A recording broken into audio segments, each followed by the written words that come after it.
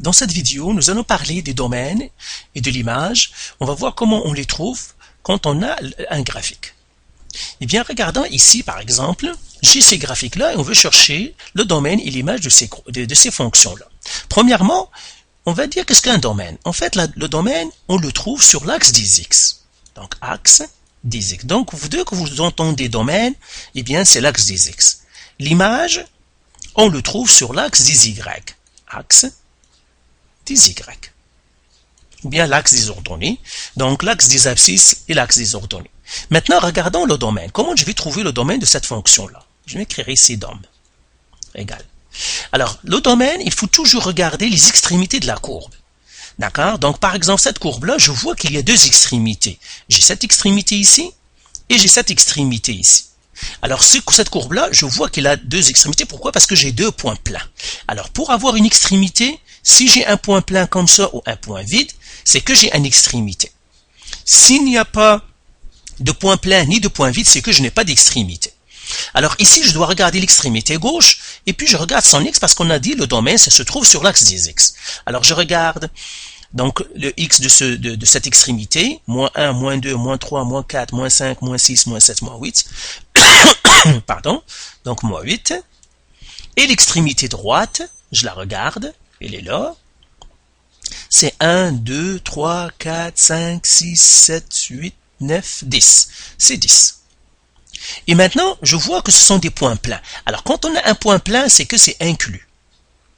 Quand on a un point vide, c'est que c'est exclu. Donc ici, le point gauche, c'est-à-dire l'extrémité gauche, c'est inclus. C'est un point plein, donc c'est inclus. L'extrémité droite, c'est un point plein, c'est aussi inclus. Alors maintenant, je regarde l'image. L'image, en fait, qu'est-ce que je regarde? Je regarde la plus petite valeur et la plus grande valeur sur l'axe des Y. Donc, je vois que la plus petite valeur, ou bien le plus bas de la courbe, c'est ici. Donc, la plus petite valeur, c'est moins 1, moins 2, moins 3, moins 4. Donc, c'est moins 4. La plus haute valeur, donc j'ai ce sommet-là et j'ai ce sommet-là. Toujours, la plus haute valeur, c'est en général sur un sommet, ou bien on n'en a pas. Donc ici, je vois que ça va être 1, 2, 3, 4, 5, 6, 7, donc jusqu'à 7. Et là, je regarde que la plus petite valeur ici est sur un point qui est à l'intérieur de la courbe. Ça veut dire que ce n'est pas une extrémité. Ce point-là n'est pas une extrémité. Un point qui n'est pas une extrémité est toujours inclus. Un point qui est à l'intérieur de la courbe est toujours inclus. Le plus haut correspond à quel point? Il correspond à l'extrémité droite. Et l'extrémité droite, en fait, c'est un point plein. Ça veut dire qu'il est aussi inclus. Maintenant, regardons le domaine et l'image de cette courbe-là. Je vois qu'il n'y a pas d'extrémité gauche. Est-ce qu'il y a une extrémité gauche ici? Il n'y en a pas. Pourquoi? Parce que ce n'est pas un point plein et ce n'est pas un point vide. Si ce n'est pas un point plein et ce n'est pas un point vide, c'est que vous n'avez pas d'extrémité. Alors, si je n'ai pas d'extrémité gauche, ça veut dire c'est moins l'infini. Tout simplement, qu'est-ce que ça veut dire? Ça veut dire ma courbe peut partir à gauche autant qu'elle veut, parce que si je la rallonge, eh bien, vous voyez que je pourrais partir autant que je vais vers la gauche. C'est pour ça que c'est l'infini négatif. Est-ce qu'on a une extrémité droite? Oui, j'ai une extrémité droite, c'est ici. Et par suite, je regarde son X, donc j'ai 1, 2, 3, 4, 5. Donc c'est 5. Là, l'infini est toujours exclu. Donc c'est toujours exclu l'infini. 5, il correspond à la valeur d'un point vide, ça veut dire exclu aussi. Maintenant, le domaine, l'image. L'image, c'est toujours la valeur la plus basse vers la valeur la plus haute. Ici, je vois que ma valeur la plus basse, il n'y en a pas. Pourquoi? Parce que ma courbe peut descendre autant qu'elle veut. Ça veut dire qu'elle peut partir aussi bas qu'elle veut. Ça veut dire que c'est moins l'infini. Quand je n'ai pas de plus petite valeur, c'est que c'est moins l'infini. Je vois que j'ai une bosse ici, c'est-à-dire un maximum. Donc là, ma courbe ne peut pas dépasser cette valeur-là. Quelle est la valeur la plus grande qu'il peut avoir? C'est 1, 2, 3, 4, 5, 6, 7. Donc, il peut partir jusqu'à la valeur 7. L'infini, on a dit, c'est toujours exclu. Le 7, ici, la valeur maximale correspond à un point de la courbe. Ce n'est pas une extrémité, donc c'est un sommet. Ça veut dire qu'il est inclus. Pourquoi? Parce qu'on a dit toujours, les points qui sont de la courbe sont toujours inclus. Exclu toujours si c'est une extrémité. Si ce n'est pas une extrémité, c'est toujours inclus.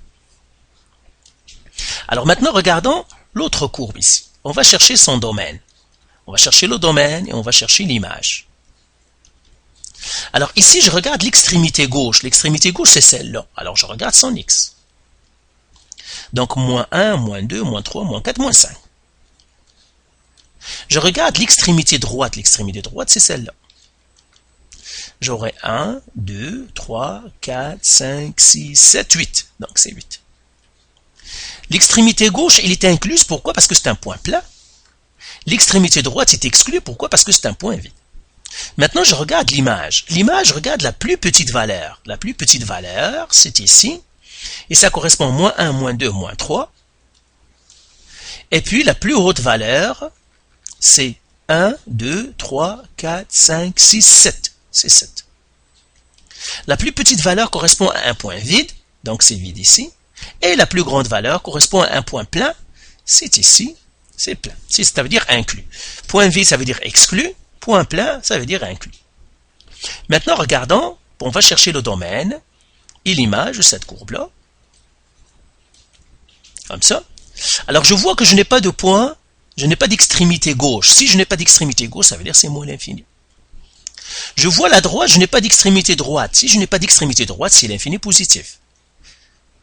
Et l'infini, on a dit, c'est toujours exclu. Ben, l'infini droite, ça veut dire ma courbe peut partir vers la droite autant qu'elle veut. Vous voyez. Et l'infini gauche, ça veut dire ma courbe peut partir vers la gauche autant qu'elle veut, parce qu'il n'est pas limité ni vers la droite, ni à gauche ni à droite. Maintenant, l'image. L'image, je vois que ma courbe peut descendre autant qu'elle veut, il n'y a rien qui l'empêche de partir vers le bas, donc c'est moins l'infini. Et puis ma courbe peut aussi augmenter autant qu'elle veut, rien ne l'empêche de monter vers le haut, c'est l'infini positif. D'accord? Parce que ma courbe peut augmenter, peut monter, il n'y a rien qui la limite, c'est ça. Donc si je n'ai pas d'extrémité, c'est toujours soit plus l'infini, soit moins l'infini. Regardez votre situation. Maintenant, regardons cet exemple-là. On va chercher ici aussi le domaine. Alors je regarde, est-ce que j'ai une extrémité gauche? Je n'ai pas d'extrémité gauche, ça veut dire le point n'est pas plein et il n'est pas vide, ça veut dire je n'ai pas d'extrémité gauche. Si je n'ai pas d'extrémité gauche, ça veut dire c'est moins l'infini. Est-ce que j'ai une extrémité droite? Non, je n'ai pas d'extrémité droite, donc ça veut dire l'infini positif. C'est ça mon domaine. Maintenant mon image. Je regarde la valeur la plus petite. La plus petite valeur que je pourrais avoir, c'est, je vois que ma petite valeur, c'est ici, c'est 0. Ma courbe ne peut pas descendre de 0, il n'y a aucune valeur. Donc, mon image commence à 0. La plus grande valeur, je vois que ma courbe peut monter autant qu'elle veut. Il n'y a rien qui l'empêche de monter, il n'est pas limité vers le haut. Et ça veut dire c'est l'infini positif. L'infini, c'est toujours exclu. La petite valeur, parce que le point appartient à ma courbe, ce n'est pas une extrémité, ça veut dire le 0 est inclus. Alors maintenant, regardons le domaine à celle-ci. Ici, je vois que j'ai deux morceaux. Deux morceaux qui sont indépendants, parce qu'il y a du vide entre eux. Eh bien, je regarde, donc, toujours je commence, pour le domaine, je commence toujours les morceaux de gauche vers la droite. Donc, je commence par ce morceau, et après, je vais faire ce morceau. Et on fait la même chose. Ce morceau-là, il a une extrémité gauche. Son extrémité gauche est ici, donc je regarde sans x. Donc, j'ai moins 1, moins 2, moins 3, moins 4, moins 5, moins 6. Elle est exclue, pourquoi? Parce que c'est un point vide. Et j'ai une extrémité droite, c'est ici. Et je regarde. J'ai 1, 2, 3. Donc 3. Et celle-là, elle est inclue parce que c'est une extrémité pleine. L'autre segment maintenant, il a deux extrémités aussi. Son extrémité gauche correspond à, ça c'est 3, 4, 5. Et il est exclu, pourquoi? Parce que c'est un point vide. Et puis l'extrémité gauche, son extrémité droite, pardon. Donc ça c'est 5, 6, 7. 1, 2, 3, 4, 5, 6, 7. Et j'ai ici 7. Donc là, en fait, les deux sont exclus parce que l'autre extrémité aussi c'est un point plein. Qu'est-ce qu'on va mettre entre les deux? On va mettre un U. On aurait pu écrire un et, c'est-à-dire comme ça, un et, dire le domaine c'est de moins 6 à 3 et 5 à 7, mais les mathématiciens préfèrent mettre un symbole mathématique, on écrit un U pour dire union. Maintenant l'image. Alors pour le domaine, on regarde toujours les morceaux de gauche vers la droite, mais pour l'image, on regarde les morceaux de bas vers le haut. C'est-à-dire le morceau le plus bas, on commence toujours par le morceau le plus bas, et on continue avec le morceau le plus haut. Donc c'est celui-là le morceau le plus bas. Et là je regarde, donc je vais effacer tout simplement ça pour qu'il ne mélange plus, parce qu'on cherche maintenant l'image, et l'image on a dit c'est toujours sur l'axe des Y. Alors lui il correspond à 1, donc le point le plus bas, c'est-à-dire son point le plus bas c'est 1, donc on va faire 1, mais il correspond à un point vide, donc c'est exclu. Son point haut, c'est celui-là. Donc j'aurai 1, 2, 3, 4. Donc j'ai 4. Ce point-là aussi c'est exclu parce qu'il correspond à un point qui est vide. Union, le deuxième morceau, le point le plus bas du deuxième morceau c'est celui-là, et j'aurai 1, 2, 3. Lui aussi il est exclu parce qu'il correspond à un point vide, et le point le plus haut, c'est lui, donc ça c'est 3, 4, 5, 6. 6, et lui il correspond à un point qui est inclus. Maintenant, quand j'ai des domaines et que j'ai des U, en général, quand j'ai des U, eh bien, il faut les fusionner. Les domaines, quand on a des U, c'est pas la peine de les fusionner parce qu'ils ne se fusionnent pas. Mais l'image, il faut les fusionner. D'accord? Donc, on va faire pour le domaine, on va faire pour l'image. Donc, on va fusionner le domaine. Tout simplement, je vais faire la droite numérique. Tout simplement, pour voir est-ce que je peux les fusionner ou non. Ici, j'ai moins 6. 3. Ça, c'est le premier morceau. Et puis, j'ai 5 à 7. Donc, 5 à 7, c'est ici. Donc, vous voyez que je ne peux pas les fusionner. Tout simplement, pourquoi? Parce que ça va rester comme ça, parce qu'il y a un vide entre les deux. Donc, le domaine, ça va rester comme ça. Maintenant, regardons l'image. Donc, je vais faire l'image. On va regarder est-ce que les deux segments, on pourrait les fusionner en un seul. Donc, j'écrirai EMG et je vais faire la droite numérique. Toujours la droite numérique ici. Ben, pour le premier segment, c'est 1, 4.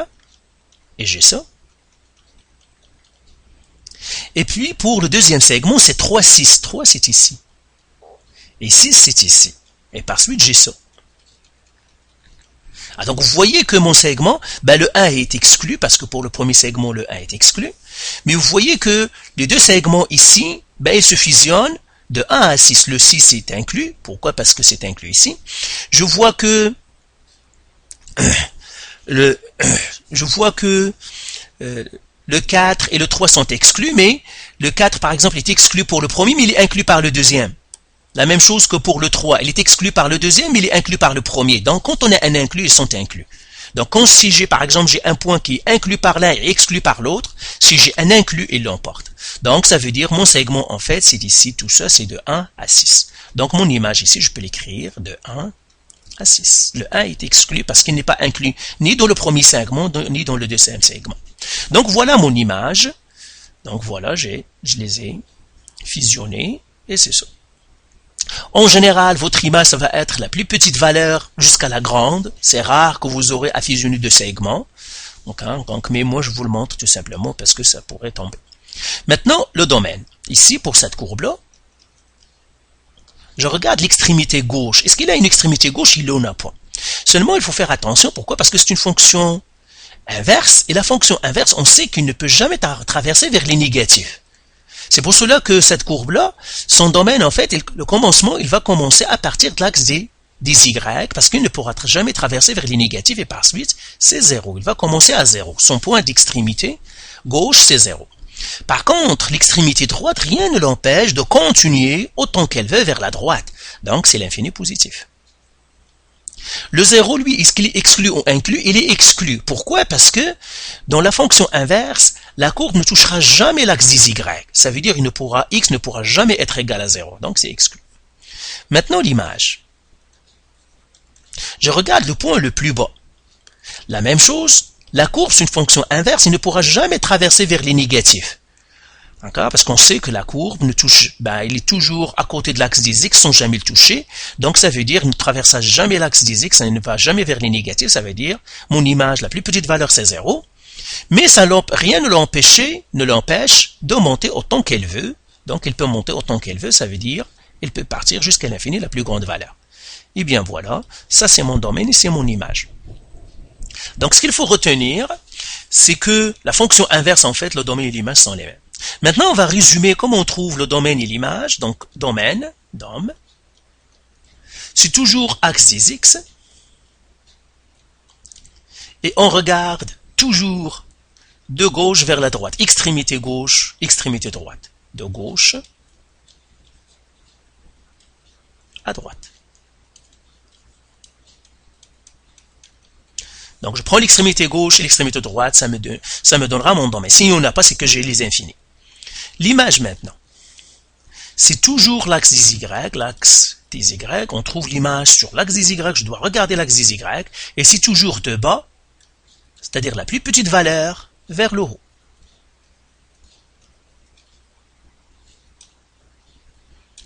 Donc voilà pour comment trouver le domaine et l'image quand on a un graphique. Faites les exercices du site et si vous avez encore de la misère ou des questions, vous pouvez toujours nous contacter.